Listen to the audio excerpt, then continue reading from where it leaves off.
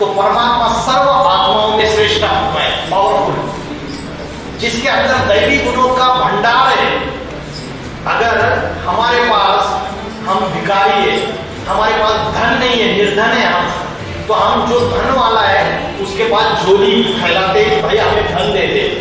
वैसे हमारे अंदर दैवी गुण नहीं है और परमात्मा के अंदर वो ज्ञान का सागर है, दैवी गुणों का सागर है, आनंद का सागर है, शांति का सागर है, वो सुख का सागर है, वो पवित्रता का सागर है। तो हमें तो हमारे अंदर ना शांति है, ना आनंद है, ना सुख है, ना पवित्रता है।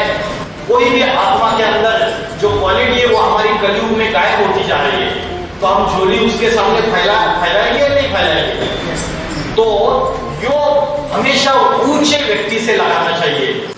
मेरा नाम बलवी, मैं यहाँ से इस संस्था से 21 साल से जुड़ा हूँ और एयर कन्वर्जन काउंसलर के रूप में काम कर रहा हूँ। ठीक है, तो अभी जो हमारे उपस्थित बीच में जो लोग बैठे आए हैं और आप जो बैठे हैं, तो उनका थोड़ा सा प्रोग्राम है यहाँ पे। योग का अर्थ है संबंध। किससे संबंध? आत्मा का परमात्मा से संबंध। आत्मा का जो परमात्मा से मिलन है वो योग है। हाँ, परमात्मा क्या है? इन्होंने प्रश्न पूछा परमात्मा क्या है। ठीक है, अभी पहले योग समझते, आत्मा का परमात्मा से मिलन, ये योग है। अभी इनका प्रश्न है कि परमात्मा क्या है? परम प्लस आत्मा, दो शब्दों से बना है परमात्मा। और परम का अर्थ है श्रेष्ठ, आत्माओं में श्रेष्ठ। जैसे महात्मा बोलते हैं, हम सब आत्माएं हैं, लेकिन महात्मा गांधी के नाम के आगे महात्मा शब्द जोड़ दिया। क्यों? क्योंकि उन्होंने महान काम किया। आत्माओं में महान आत्मा है। वैसे परमात्मा जो है, सारी दुनिया में जितनी भी आत्माएं, मनुष्य आत्माएं, आज दुनिया की पॉपुलेशन 750-800 करोड़ हो गई, 8 बिलियन दुनिया की पॉपुलेशन, वर्ल्ड पॉपुलेशन। इन सब में जो हाईएस्ट है वो है परमात्मा। उसको बोलते हैं सुपर कॉन्शियसनेस, सुप्रीम कॉन्शियसनेस, उसको बोलते हैं गॉड, अल्लाह, खुदा, ईश्वर या शिव। अलग अलग नाम दे दिए, है वो एक ही। इसलिए शास्त्रों में बोला एकम सद विप्रा बहुधा वदन्ति, एक ही सत्य ब्राह्मण है, उसको अनेक अनेक नामों से जाना जाता है। चाहे उसको राम बोलो, कृष्ण बोलो, शिव बोलो, अच्युतम केशवम रामा नारायण कृष्ण दामोदरम वासुदेव हरि श्रीधरम माधवम गोपिका वल्लभम जानकी नायकम रामचंद्र भजे। अलग अलग नाम दे दिए, काम के आधार से नाम दे दिए। तो परमात्मा क्या है, इन्होंने प्रश्न पूछा। तो परमात्मा सर्व आत्माओं में श्रेष्ठ आत्मा है, पावरफुल, जिसके अंदर दैवी गुणों का भंडार है। अगर हमारे पास, हम भिखारी है, हमारे पास धन नहीं है, निर्धन है हम, तो हम जो धन वाला है उसके पास झोली फैलाते कि भाई हमें धन दे दे। वैसे हमारे अंदर दैवी गुण नहीं है और परमात्मा के अंदर वो ज्ञान का सागर है, दैवी गुणों का सागर है, आनंद का सागर है, शांति का सागर है, वो सुख का सागर है, वो पवित्रता का सागर है। तो हमें तो हमारे अंदर ना शांति है, ना आनंद है, ना सुख है, ना पवित्रता है। कोई भी आत्मा के अंदर जो क्वालिटी है वो हमारी कलयुग में गायब होती जा रही है। तो हम झोली उसके सामने फैलाएंगे या नहीं फैलाएंगे? तो योग हमेशा ऊंचे व्यक्ति से लगाना चाहिए। कन्या की जब शादी करते हैं तो ऊंचे कुल में देते हैं या नीचे कुल में देते हैं? ऊंचे कुल में देते हैं। वैसे ही आत्मा नीचे है, परमात्मा ऊपर है, तो उससे कनेक्शन जोड़ना चाहिए हमें। आज हम किससे कनेक्शन जोड़ रहे हैं? हमारा कोई शराब पीने वाला दोस्त है, आज हम उससे कनेक्शन जोड़ रहे हैं। आज जो गलत काम करने वाला व्यक्ति है, आज हम उसके वीडियोस देख रहे हैं। तो बुद्धि का योग हमारा गलत चीजों से हो रहा है। तो योग जो है हमारा, वो योग आत्मा का परमात्मा से होना चाहिए, श्रेष्ठ हाईएस्ट से योग होना चाहिए पूरी तरीके से। जो हाईएस्ट है, जो सुपर कॉन्शियसनेस है, उससे हमारा कनेक्शन होना चाहिए। तो उसके अंदर की जो क्वालिटीज है, डिवाइन क्वालिटीज, दैवी गुण, उसके अंदर की सुख, शांति, पवित्रता, आनंद, ये सब कुछ हमारे अंदर आ जाए। ये योग की असली व्याख्या है। अभी परमात्मा को किसी ने देखा है क्या? नो। आज हमने मंदिर बनाए, मस्जिद बनाए, चर्च बनाए, गुरुद्वारा बनाए, सारी दुनिया वाले धक्के खा रहे, लेकिन फिर भी भगवान नहीं मिला। चारों ओर लगाए फेरे, फिर भी तुझसे दूर रहे। क्यों दूर रहे? क्योंकि उसका रीजन है, उसका रीजन ये है, आत्मा परमात्मा अलग रहे बहुकाल, सुंदर मेला सज गया जब सदगुरु मिला दलाल। जब तक वो निराकार है, वो जब तक प्रैक्टिकल इस धरती पर किसी साधारण मनुष्य शरीर में अवतरित नहीं होगा, तब तक हम उससे योग नहीं लगा सकते। आज मंदिर में जो पत्थर की जड़ मूर्ति बनाई हुई है भगवान की, उसको हम याद कर रहे, उससे हम योग लगा रहे, लेकिन उससे भी ज्यादा पावरफुल वो जब चैतन्य रूप में सामने आएगा। जैसे महात्मा गांधी है, महात्मा गांधी का पुतला खड़ा कर दिया और साक्षात महात्मा गांधी आपके सामने आ गए, तो आप पुतले को हार डालोगे कि या साक्षात महात्मा गांधी को हार डालोगे? महात्मा गांधी को हार फूलों की माला पहनाओगे? तो चैतन्य रूप में जब तक परमात्मा इस सृष्टि पर नहीं आएगा, वो गुरु है, टीचर है, वो सबसे बड़ा टीचर है, वो अध्यात्म की पढ़ाई पढ़ाने वाला टीचर है। इसलिए बोले ब्रह्मा गुरु विष्णु गुरुदेव महेश्वर, गुरु साक्षात परब्रह्म, वो ब्रह्म है। वो ऐसा सदगुरु है जो हमें पार लगाएगा। किससे पार लगाएगा? आज हम विषय वैतरणी नदी में गोते खा रहे हैं, विषय सागर में गोते खा रहे हैं, ये विषय विकारों में हमारी बुद्धि फंसी हुई है।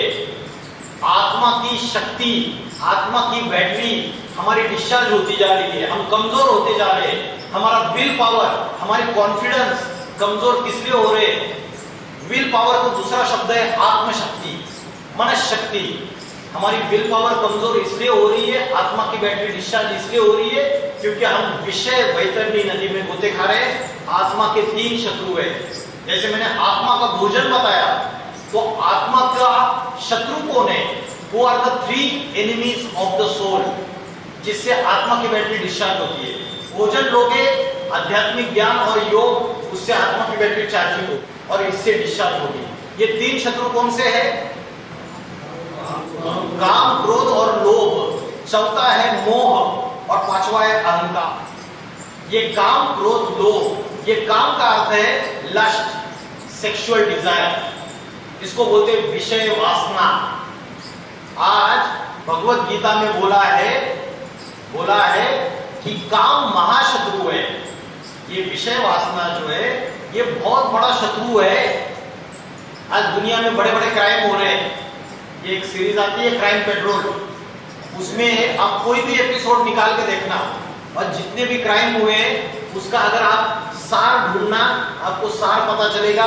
कहीं ना कहीं इन तीनों चीजों में से कोई एक चीज थी, या तो काम वासना, लस्ट, या तो क्रोध के इससे हो गया वो, या तो लोभ, लालच।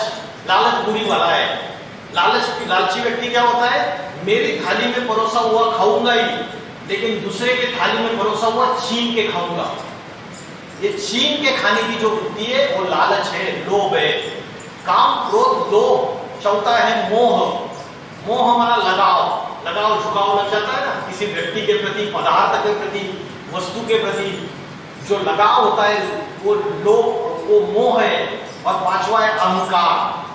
हमें जो अहंकार रहता है, घमंड रहता है, ये 5 आत्मा के शत्रु है।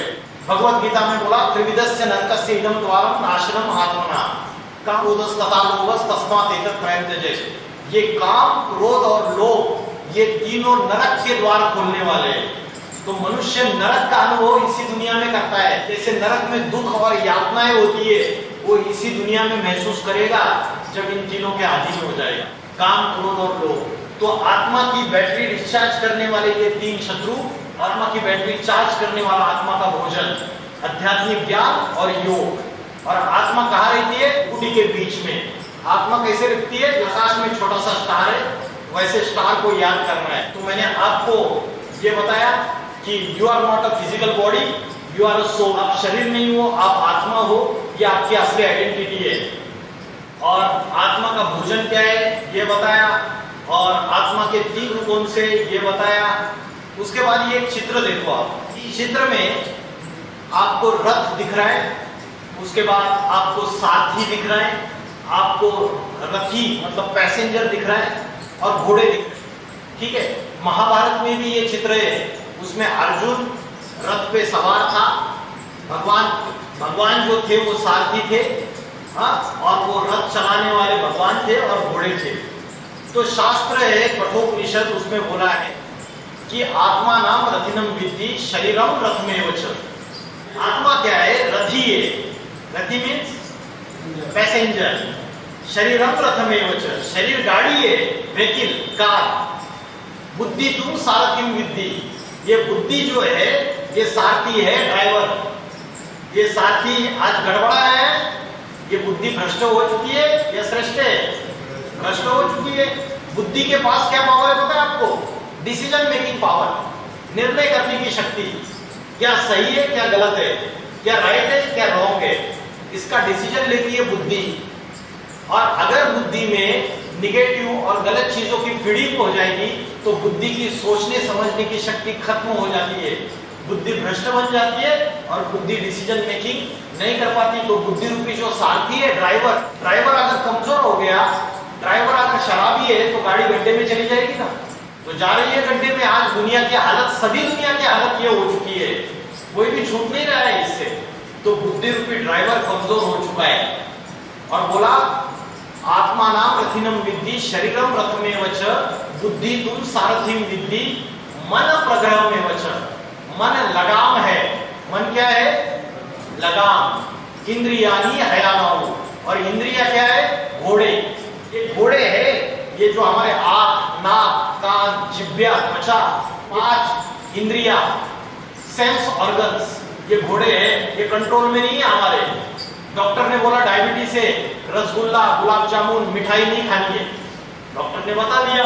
और रसगुल्ला सामने लेके आ रहे है ना, और बोले रसगुल्ला सामने आया तो डॉक्टर ने बोली हुई बात तो याद आती है, लेकिन मन जो है, मन चंचल हो जाता है, मन रूपी लगाम ढीला पड़ जाता है, मन भागने लगता है रसगुल्ले की तरफ, मुंह में पानी आ जाता है, जिह्वा ललचायमान होती है और हाथ रसगुल्ले की तरफ जाता है, रसगुल्ला उठा लेता है, मुंह में डालता है। तो बुद्धि की डिसीजन मानी क्या? नहीं मानी।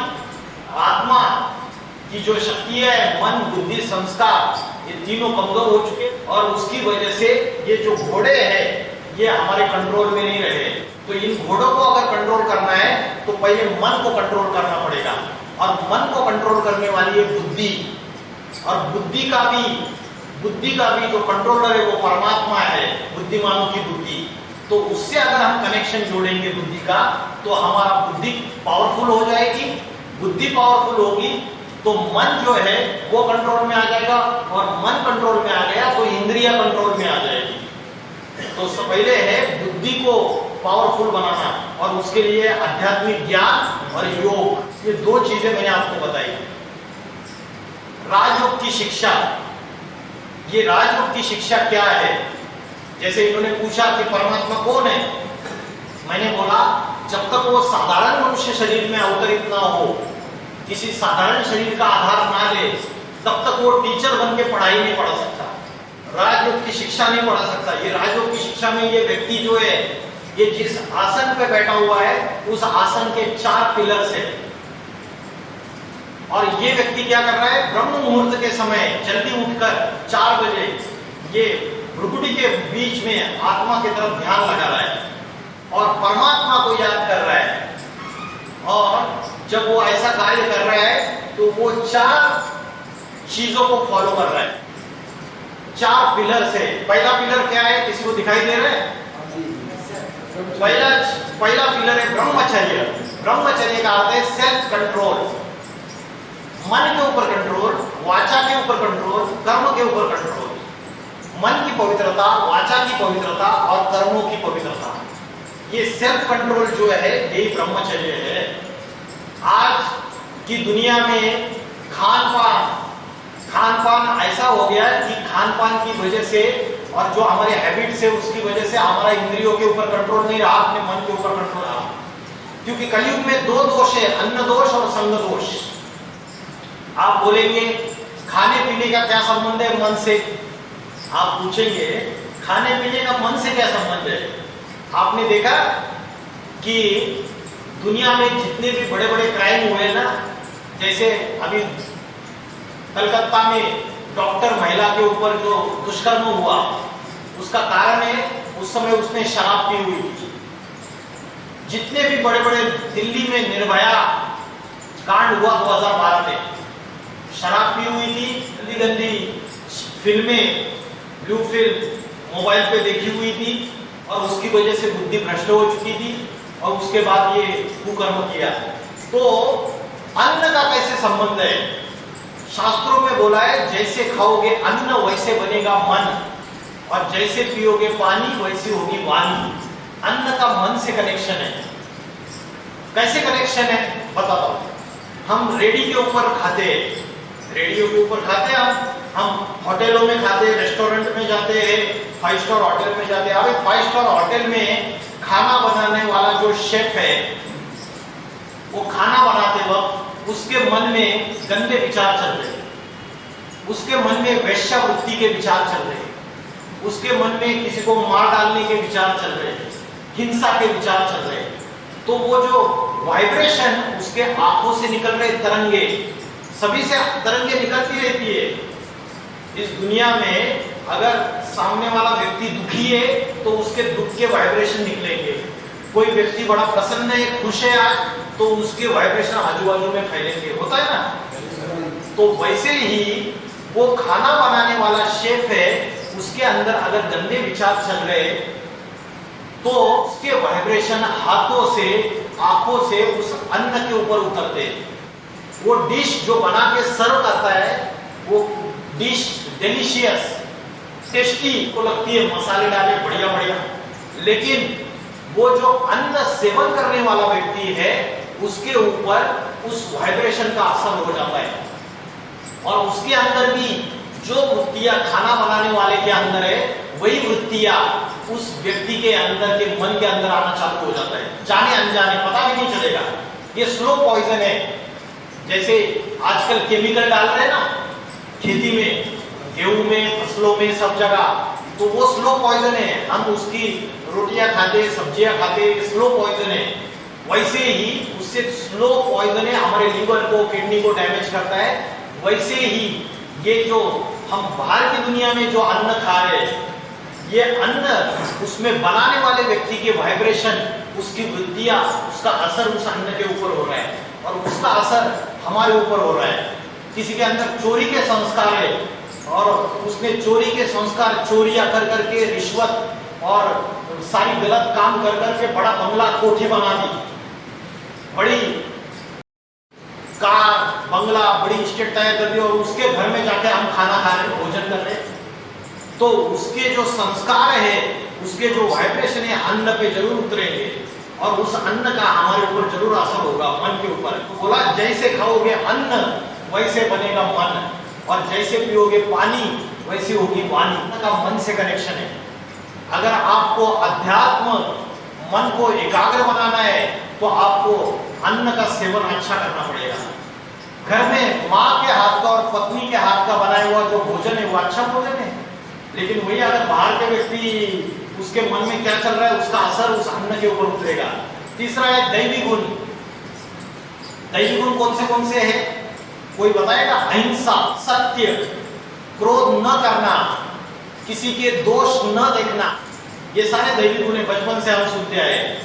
लेकिन वो दैवी गुण जो है, आज दुनिया झूठ के ऊपर चलती है। 500 साल तुलसीदास जी ने बोला, झूठे लेना, झूठे देना, झूठे भोजन, झूठ चबेना। दिन झूठा हो गया, भोजन झूठा हो गया, खान पान झूठा हो गया। तो आज 500 साल के बाद दुनिया की हालत क्या हो गई? दैवी गुण गायब होते जा रहे, तो दैवी गुण फिर से प्राप्त है। और चौथा है सत्संग, चौथा पिलर। रोज अच्छा आध्यात्मिक ज्ञान अगर हमारे बुद्धि में आएगा तो निगेटिव थॉट्स भाग जाएंगे। तो ये राजयोग के 4 पिलर से, पहला आचर्य, दूसरा है शुद्ध अन्न, तीसरा है दैवी गुण, चौथा है सत्संग। और ये व्यक्ति ब्रह्म मुहूर्त के समय में उठकर आत्मा का ध्यान कर रहा है, परमात्मा को याद कर रहा है। और ये ध्यान करते वक्त आपको आंखें बंद नहीं करनी है। भगवत गीता में लिखा है, आंखें खुली रख के, आधी खुली आधी बंद।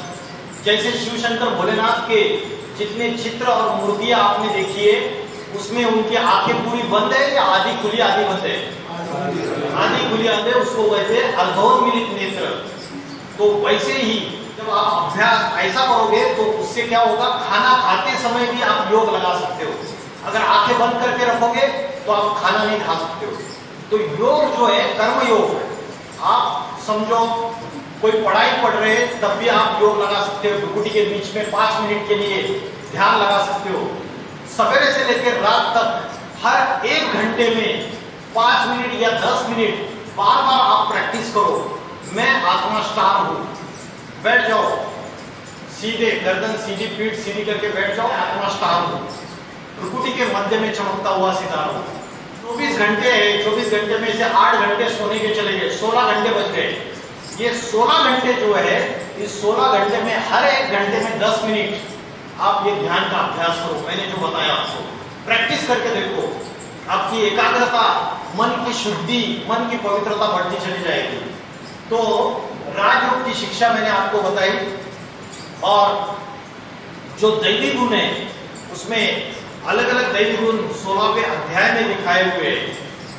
तो आध्यात्मिक जो शक्तियां हमको बढ़ानी है उसके बारे में अगर हमें जानना है, सबसे पहले आत्मा की नॉलेज होनी चाहिए और आत्मा का अभ्यास करना है, हमें बार बार योग लगाना है। और दूसरी चीज है कि आध्यात्मिक ज्ञान, रोज पॉजिटिव थॉट्स जीवन में सुनने हैं। आपके पास अगर डायरी होगी तो आप लिखा भी करो, तुम आपके अंदर जो भी गलती है, आज सवेरे से लेकर शाम तक मैंने क्या क्या गलतियां की, आप रात को सोते समय अपनी प्राइवेट पर्सनल डायरी किसी को मत दिखाओ, छुपा के रख दो उसको। उस डायरी में रोज जो गलतियां हुई भगवान को एड्रेस करो, जो भी जिसको मानते हो आप, शिव को, भगवान को, गॉड को, ईश्वर को एड्रेस करो, सारी अपनी गलतियां लिखो। चाहे तो वो पेज बाद में फाड़ के जला भी सकते हो। रोज आप जब अपनी गलतियां, दिन भर की गलतियां जो भी है उसका हिसाब किताब निकालो, आपको पता चलेगा कि आपके अंदर का कचरा बाहर जा रहा है। पूरी तरीके से दे दो, ईश्वर को दे दो, सागर में डाल दो। तो ये हो गए दैवी गुणों की बात। अभी राक्षसी वृत्तियां कौन सी है, भगवत गीता में राक्षसी प्रवृत्तियां कौन सी है इसके बारे में बताया है। दंभ, दंभ वाला पाखंड, आज दुनिया में क्या चल रहा है, पाखंड चल रहा है। आज हमें अंधश्रद्धा ऐसी फैल गई है, धर्म के नाम पे इतनी अंधश्रद्धाएं फैली जा रही है पूरी तरीके से। आज ऐसे ऐसे बाबा है जो क्या बताते हैं कि आप, अगर आपको प्रमोशन नहीं मिल रहा है, आपको नौकरी नहीं मिल रही है, तो आप समोसा खाओ और उसके साथ लाल चटनी खाओ, आपको प्रमोशन हो जाएगा, आपको नौकरी मिल जाएगी। तो ये पाखंड है, ये भी एक राक्षसी प्रवृत्ति है और ये समाज में फैलती चली जा रही है और हम उसके अधीन होते जा रहे हैं। ऐसी ऐसी चीजें कि मुट्ठी खोली और लड्डू निकाला, प्रसाद निकाला, मुख से लड्डू निकाल दिया और भक्तों को दे दिया। तो ये जो पाखंड है, अंधश्रद्धा है, ये फैलती चली जा रही है। आज ऐसे भी बाबा है जो वीडियो गेम, अगर आपको वीडियो गेम की लत लगी हुई है, उस लत को निकालने के लिए आप जाओ, वो आपको झाड़ा लगा देंगे, झाड़ फूक कर देंगे और आपकी वीडियो गेम की। तो समाज में ऐसा फैलता चला जा रहा है जिसकी वजह से हम अध्यात्म को भूलते चले जा रहे हैं। दूसरा है घमंड, धन परिवार का घमंड, ये भी राक्षसी प्रवृत्ति है। महाभारत में कौन सा कैरेक्टर है जिसके अंदर घमंड ज्यादा था, धन और परिवार का? दुर्योधन। दुर्योधन में धन का भी घमंड था और अपने परिवार का, कि मेरे 100 भाई है, अपने परिवार का भी घमंड था और उसकी वजह से उसकी जो राक्षसी प्रवृत्ति है उसकी वजह से विनाश हो गया पूरी तरीके से। तो ये भी राक्षसी प्रवृत्ति है। अभी पूना में पिछले साल एक बड़ा प्रमोटर एंड बिल्डर, करोड़पति, अरबपति एक व्यक्ति है, उनका बेटा 16 साल का शराब पी दोस्तों ने रेस्टोरेंट में और पोर्शे कार थी उनके पास। ये लग्जरियस कार है, करोड़ों की कार आती है पोर्शे कार, 240 250 तक उसका हाईएस्ट स्पीड। तो ये कार लेके निकले और 2 इंजीनियर्स को कुचल दिया पूरी तरीके से, तुरंत 1 सेकंड में डेथ हो गई उनकी। तो आज उसके पिताजी भी जेल के में हैं और बच्चे के ऊपर भी कार्रवाई चल रही है, लीगल एक्शन चल रही है। तो आज ये क्राइम घटित हो रहे हैं क्योंकि धन, परिवार का घमंड। धन होना गलत बात नहीं है, साधन यूज करना गलत बात नहीं है, लेकिन साधनों के अधीन होके साधना को भूल जाना गलत बात है। आज हम साधना को भूल चुके हैं और साधनों का मिसयूज कर रहे हैं पूरी तरीके से। उसके बाद तीसरा आसुरी लक्षण जो है वो भगवत गीता में बोला है कि मनुष्य करने के जो कर्म है वो नहीं करता है, और जो नहीं करने चाहिए, जो त्यागने चाहिए, ऐसे कर्म करता है, वो राक्षसी व्यक्ति है। जो कर्म करने चाहिए, जैसे फॉर एग्जाम्पल ब्रह्म मुहूर्त के समय जल्दी उठना चाहिए। हमारे एजुकेशन में भी पढ़ाया जाता था, early to go to bed and early to rise makes man healthy wealthy and wise. रात को जल्दी सो जाओ, सवेरे जल्दी उठो। गांव में भी लोग जल्दी उठते हैं, लेकिन आज क्या हो गया, हम ये करने योग्य कर्म नहीं करते। हम रात 9-10 बजे तक सोते रहते हैं, सवेरे 8 बजे तक, 9 बजे तक। तो भगवत गीता में बोला है जो देर तक सोता है वो भोगी, और जो जल्दी उठता है ब्रह्म मुहूर्त के समय वो योगी। जो योगी है वो अपने मन, बुद्धि और अपनी इंद्रियों को कंट्रोल करने के लिए अभ्यास करता है, और जो भोगी है वो मन और इंद्रियों का गुलाम होता है, दास होता है उसका पूरी तरीके से। तो China is the first country who declared addiction of the internet as a disease. Internet का ये जो एडिक्शन है एक प्रकार का रोग है। ये चाइना ये फर्स्ट कंट्री है, इन्होंने डिक्लेयर कर दिया। आज दुनिया में depression, tension, stress, anxiety, insomnia, रात को नींद नहीं आना, टेंशन, ये सारी चीजें बढ़ती चली जा रही है। उसका कारण क्या है? अध्यात्म को भूल गए, आत्मा के ज्ञान को भूल गए, आत्मज्ञान को भूल गए। भगवत गीता में बोला है ज्ञानेन सदृशम पवित्रम यह विद्यते। इस ज्ञान के सिवाय इस दुनिया में कोई भी वस्तु पवित्र नहीं है। तो जैसे एडल्ट कंटेंट होता है इंटरनेट पे, एडल्ट कंटेंट समझ में आ रहा है सबको? हाँ, जो बच्चों को देखने के लिए मना रहता है, और बोलते हैं कि porn is illegal in India, बोलते हैं, बोलने की बात है बस। लेकिन प्रैक्टिकली क्या है? आज प्रैक्टिकल परिस्थिति ये है कि भारत की युवा पीढ़ी, सिर्फ युवा पीढ़ी नहीं, छोटे बच्चे, बड़े, ये सारे एडल्ट कंटेंट देख के सबकी बुद्धि भ्रष्ट होती चली जा रही है। और ये सुधीर चौधरी एक पॉपुलर जर्नलिस्ट है, पहले जी न्यूज में थे, आज तक में भी थे, अभी शायद उन्होंने रिजाइन कर दिया है। उनका एक न्यूज रिपोर्ट कि जब हमारे देश में लाखों युवा सरकारी नौकरी के लिए इतनी भीड़ में संघर्ष कर रहे हैं, तब इसी देश में इंटरनेट पर नौकरी से ज्यादा पॉर्न वीडियोस को सर्च किया जा रहा है। और हमारा अगला विश्लेषण इसी के बारे में है। ये एक चिंताजनक विश्लेषण है।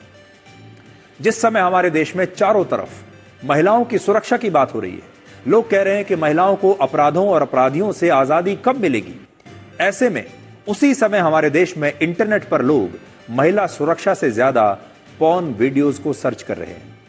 10 अगस्त से 20 अगस्त के बीच भारत में गूगल पर पॉर्न वीडियोस को सर्च करने का एवरेज इंटरेस्ट 90.8% रहा है, जबकि जॉब्स यानी नौकरियों को सर्च करने का एवरेज इंटरेस्ट हमारे देश में सिर्फ 17.4% रहा है। और कोलकाता की इस रेप और मर्डर की घटना को सर्च करने का एवरेज इंटरेस्ट 30% रहा है। इसके अलावा दुनिया में अमेरिका और ब्रिटेन के बाद सबसे ज्यादा पॉर्न वीडियोस हमारे देश में देखे जाते हैं। अभी महाकुंभ मेला हुआ था प्रयागराज में, 60 करोड़ से ज्यादा लोगों ने जाके वहां स्नान किया। और हमारी जो युवा पीढ़ी है, यंगस्टर्स है, इन्होंने क्या किया पता है? उन्होंने वो जो महिलाएं नहा रही है उनके वीडियोस बनाए। हमारी माताएं, हमारी बहनें वहां गई है, उनके वीडियोस बनाए। वो जो कपड़े चेंज कर रही है उसके वीडियोस बनाए, और उसको टेलीग्राम, यूट्यूब, ये जो सोशल मीडिया है इसमें डाल दिया और पैसे कमा रहे हैं। एक वीडियो के 5,000 रुपए, 10,000 रुपए, 20,000 रुपए। तो ये मानसिकता इतनी नीचे गिरती जा रही है, इसको राक्षसी प्रवृत्ति कहेंगे या देवताई प्रवृत्ति कहेंगे? ये राक्षसी प्रवृत्ति बढ़ती चली जा रही है। तो आज के जो मिनिस्टर्स है, आज की पार्लियामेंट है, ये बड़े बड़े कानून ला रहे हैं, लेकिन उसके बावजूद बड़े बड़े कानून ला रहे हैं और वो कलकत्ता में रेप की घटना हुई तो उसको फांसी की सजा दे दो, सर कलम कर दो चौराहे पे, ऐसी डिमांड की सारे भारतवासियों ने। लेकिन क्या वैसा करने से उसकी मानसिकता बदल जाएगी? आत्मा तो दूसरा शरीर धारण करके फिर से उसके अंदर वो गंदगी एज इट इज ट्रांसफर होगी, वो खत्म नहीं होती है। कड़े कड़े कानून लाने से आप मानसिकता चेंज नहीं कर सकते। उस व्यक्ति के अंदर जब शैतान आया, 5 विकार आए, काम, क्रोध, लोभ, मोह, अहंकार, तो आज के गवर्नमेंट के पास कोई प्लानिंग है कि युवाओं को बुद्धि में चीजें फीड करें? आज ये इनको जानते हैं आप? रणवीर अलाहाबादिया, इन्होंने भी ऐसे कंटेंट डाले थे अभी बीच में, इनके ऊपर भी एक्शन हुई थी, पुलिस केसेस भी रजिस्टर्ड हुए। तो यंग बच्चों का सबका दिमाग खराब हो रहा है, ऐसी गंदी गंदी चीजें परोस रहे हैं ये, और जैसा परोसेंगे वैसा हम खा रहे हैं एज इट इज। हमें ये नहीं समझ रहा है कि क्या खाना चाहिए क्या नहीं खाना चाहिए। बुद्धि की शक्ति कमजोर हो चुकी है पूरी तरीके से। तो ये राक्षसी प्रवृत्तियां बढ़ती चली जा रही है। कॉलेज, यूनिवर्सिटीज नशे के एपी सेंटर बन चुके हैं, हाँ या ना? यूनिवर्सिटीज और कॉलेजेस नशा, ड्रग्स, अफीम, गांजा, इसके एपी सेंटर बन चुके हैं। और उसकी वजह से आज हम जो गवर्नमेंट बोल रही है कि हमें सिर्फ अच्छे इंजीनियर्स नहीं चाहिए, हमें अच्छे ह्यूमन बीइंग चाहिए, अच्छे इंसान भी चाहिए। और अच्छे इंसान, आज इंजीनियर तैयार हो रहे, डॉक्टर तैयार हो रहे, वकील तैयार हो रहे, लेकिन अच्छे चारित्र्यवान इंसान तैयार नहीं हो रहे, ह्यूमन बीइंग तैयार नहीं हो रहे, क्योंकि अध्यात्म का, आत्मा का ज्ञान नहीं है। तो ये हरियाणा की एक यूनिवर्सिटी है, उसमें 4 यूनिवर्सिटी के बच्चे इकट्ठा आए थे और नशा मुक्ति के ऊपर लेक्चर चल रहा था।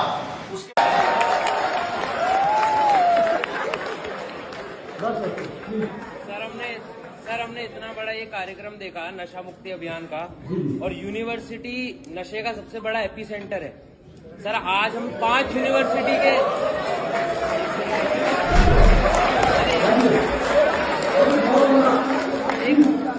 सर हम 5 यूनिवर्सिटी के बच्चे यहाँ पर, 4 यूनिवर्सिटी के बच्चे यहाँ पर बैठे हैं। आज गांजा मिलना या फिर कोई नशे की सामग्री मिलना, टॉफी, लॉलीपॉप जितना आसान है मिलना, तो एक फर्स्ट ईयर का या सेकंड ईयर का बच्चा गांजे के डीलर को ट्रेस कर सकता है या ट्रैक कर सकता है, तो पुलिस क्यों नहीं कर पाती? क्या पुलिस ही पीछे छूट रही है?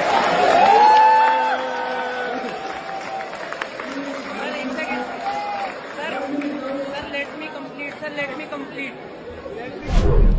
सर मेरा जो मानना है, क्योंकि मैं भी सोसाइटी में रहता हूँ, यूनिवर्सिटी का स्टूडेंट हूँ सर, यहाँ सामने चौकी है और चौकी के सामने ही गांजा मिलता है, तो क्या आपको नहीं लगता सर क्या आपको नहीं लगता कि ये पुलिस की नाकामी है? ये सारी राक्षसी प्रवृत्ति है, हम इच्छाओं के जंजाल में फंसे हुए हैं। भगवत गीता कहती है मनुष्य सैकड़ों आशाओं के पीछे, इच्छाओं पीछे भाग रहा है।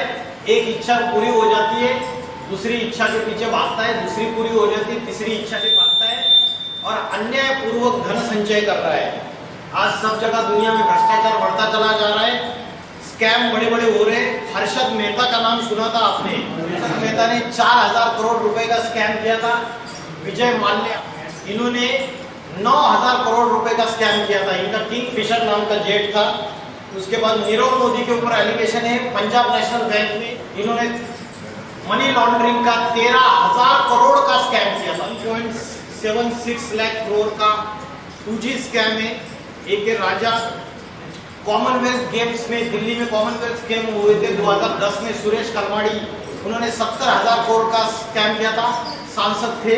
तो आज ये सारे ऐसे ऐसे लोग हैं इस समाज के अंदर, जो राक्षसी प्रवृत्तियां उनके अंदर इतनी बढ़ चुकी है, जो अन्याय पूर्वक धन संचय कर रहे हैं और फिर अमीर बनता जा रहा है, गरीब गरीब बनता जा रहा है। तो दुनिया में दंगे फसाद, धर्म के बीच में झगड़ा, जातियों के बीच में झगड़ा, देशों के बीच में झगड़ा, राज्यों के बीच में झगड़ा, सब कुछ बढ़ता चला जा रहा है। अभी दुनिया सारी की सारी तीसरे विश्व युद्ध के कगार पे खड़ी है। इस बात को मानते हो आप? आप न्यूज सुनते होंगे, सारी दुनिया अभी थर्ड वर्ल्ड वॉर के कगार पे खड़ी है। मैं एंड कर रहा हूँ, 2 मिनट। थर्ड वर्ल्ड वॉर के कगार पे खड़ी हुई है। आज पाकिस्तान के पास आटा नहीं है, दाल नहीं है, चावल नहीं है, बच्चों को पिलाने के लिए दूध नहीं है, लेकिन उनके पास एटम बॉम्ब है। धमकियां दे रहे हैं भारत को। सारी दुनिया में आज छोटे छोटे देश के पास ये atom bomb, atomic weapons, atomic missile से, तो मनुष्य ने अपनी वैज्ञानिक बुद्धि से अपने विनाश के सारे साधन तैयार कर दिए। तो मनुष्य खुद ही अपने विनाश के साधन तैयार करके बैठा हुआ है साइंस की घमंड से। ये जो एटम बॉम्ब बनाया 1945 में, आज छोटे से छोटे कंट्री के पास है। मनुष्य जिस पेड़ की डाली पे बैठा हुआ है उसी डाली को काट रहा है, तो खुद भी नीचे गिरेगा। मेरे घर के नीचे अगर किसी ने बारूद बिछाई हुई है तो क्या मैं मेरे घर में सुरक्षित हूं? नहीं हूं। वैसे आज दुनिया का हाल हो गया है। भारत पाकिस्तान युद्ध जंग छिड़ी हुई है। वहां से सारे दुनिया में रशिया और यूक्रेन के बीच में वॉर चल रही है, बीच में इजराइल, पैलेस्टाइन, लेबनान, ईरान के बीच में वॉर चल रही थी। अमेरिका ईरान का दोनों का झगड़ा है, अमेरिका रशिया का झगड़ा है। तो सारी दुनिया एक तरीके से, चीन ताइवान का झगड़ा है, चीन पाकिस्तान को सपोर्ट कर रहा है। तो सारी दुनिया तीसरे विश्व युद्ध के कगार पे खड़ी है। बाहर की दुनिया में भी विनाश की शुरुआत हो चुकी है और हमारे मन और बुद्धि के अंदर भी विनाश की शुरुआत हो चुकी है। घर घर में मन और बुद्धि शांत नहीं है किसी की, तो विनाश अंदर भी हो रहा है, बाहर भी हो रहा है। ये महाभारी महाभारत गृह युद्ध है। दुनिया में जो विनाश होगा उसके 3 कारण बताए। उसका पहला कारण है न्यूक्लियर वॉर। अगर थर्ड वर्ल्ड वॉर होगी तो न्यूक्लियर वॉर होगी। उसका दूसरा है जलवायु परिवर्तन, एनवायरमेंटल डिग्रेडेशन। क्या क्या हो रहा है अभी? ओजोन का लेयर फट रहा है और सूरज की किरणें तपती हुई गर्मी बढ़ती चली जा रही है। दूसरी चीज, जमीन के अंदर पानी की लेवल कम होती जा रही है। शहरों में पानी मिलना मुश्किल हो रहा है। तो सारे के सारे क्लाइमेटिक चेंजेस आ रहे, भूकंप हो रहे। दिल्ली में भूकंप के झटके बार बार लग रहे। धरती के ऊपर पापों का बोझा बढ़ता चला जाएगा तो धरती माता बदला लेगी या नहीं लेगी? जरूर लेगी। भूकंप, ज्वालामुखी, ये प्राकृतिक आपदाएं, नेचुरल कैलेमिटीज बोलते हैं। ये मनुष्य इस सृष्टि रूपी रंगमंच का मुख्य एक्टर है और मनुष्य के वाइब्रेशन पापी हो गए तो उसका असर प्रकृति में भी दिखाई देगा, नेचर में भी दिखाई देगा। तो पहला न्यूक्लियर वॉर, दूसरा नेचुरल कैलेमिटीज और तीसरा धर्म के बीच में झगड़े, हिंदू मुस्लिम गृह युद्ध। 1947 में हुआ था भारत पाकिस्तान बंटवारा, तब खून की नदियां बही थी। अभी फिर से हिंदू मुस्लिम दुश्मनी बढ़ती चली जा रही है, खासकर भारत के अंदर भी धर्मों के बीच में झगड़ा, क्योंकि आत्मा के ज्ञान को भूल गए और संकुचित वृत्ति बन गई सबकी। एटम बम का विस्फोट होगा तो अर्थ का टेम्परेचर बढ़ जाएगा। अर्थ का टेम्परेचर बढ़ने से उत्तर ध्रुव और दक्षिण ध्रुव की बर्फ पिघल जाएगी, उससे समुद्र का जलस्तर बढ़ जाएगा। समुद्र का जलस्तर बढ़ने से जल प्रलय आएगा, महाप्रलय आएगा। और बड़े बड़े भूखंड, America, Europe, Africa, Russia, China, सारे उसके अंदर समाहित हो जाएंगे।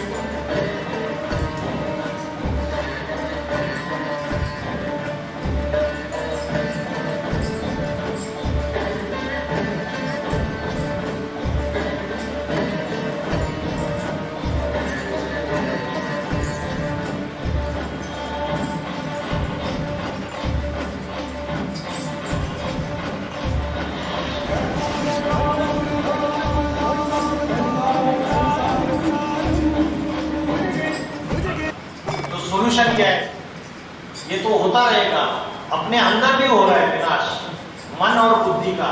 सोल्यूशन ये है अध्यात्म, आत्मा का भोजन। क्या बताया आत्मा का भोजन? आध्यात्मिक ज्ञान और योग। और आत्मा का ध्यान कहाँ करना है? कुटी के बीच में, ब्रह्म मुहूर्त का समय। मैं आत्मा स्टार हूं। और राज शिक्षा में 4 पिलर्स क्या बताए थे?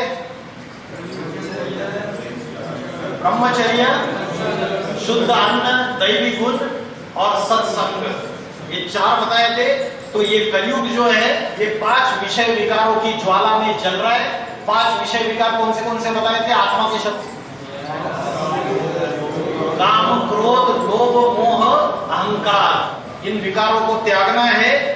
और आज दुनिया में जो अति होती जा रही है, हमारी मन बुद्धि भी जो दुखी अशांत होती जा रही है, उसके लिए अध्यात्म का मार्ग अपनाना है। ये समय अभी ऐसा चल रहा है, इस समय पापी कलयुग का अंत और पावन सतयुग की शुरुआत होने वाली है। जब मकान पुराना हो जाता है उसको तोड़ दिया जाता है, नया मकान बनाया जाता है। तो भगवान इस घर का मालिक है। वो भगवत गीता में बोला है, जब जब धर्म की ग्लानि होती है, अधर्म का बोलबाला होता है, तब मैं इस सृष्टि पर दुर्जनों का विनाश करने के लिए, सज्जनों की रक्षा करने के लिए आता हूं। तो अभी का वर्तमान समय है कि परमात्मा आ चुके हैं। उत्तर प्रदेश में फरुखाबाद जिले में एक साधारण ब्राह्मण के घर में उसका अवतरण हो चुका है। कई प्रूफ प्रमाण है, बड़े बड़े जो भविष्यकार है उन्होंने भविष्यवाणियां की है कि 21वीं शताब्दी में उत्तर भारत से ऐसे महापुरुष का अवतार होगा जो योगियों का योगी होगा, जो आत्मा और परमात्मा के ऐसे रहस्य प्रकट करेगा, इस दुनिया में ऐसी आध्यात्मिक क्रांति लाएगा और ऐसा आध्यात्मिक संगठन स्थापन करेगा। एक जाति, एक धर्म, एक भाषा, एक राज्य स्थापन होगा। अनेक धर्मों का, अनेक जातियों का, अनेक मतांतरों का विनाश हो जाएगा। तो बोलते हैं शंकर के द्वारा विनाश, ब्रह्मा के द्वारा स्थापना और विष्णु के द्वारा पालना। तो परमात्मा आके ब्रह्मा, विष्णु, महेश के द्वारा प्रैक्टिकल इस दुनिया में परिवर्तन लाने का कार्य कर रहे। और आने वाले समय में ये ब्रह्मा, विष्णु, शंकर का स्थापना, पालना और विनाश का कार्य चल रहा है। आने समय में लक्ष्मी नारायण का राज्य आने वाला है। इतना बोलकर मैं रुकता हूं। ओम नमः शिवाय।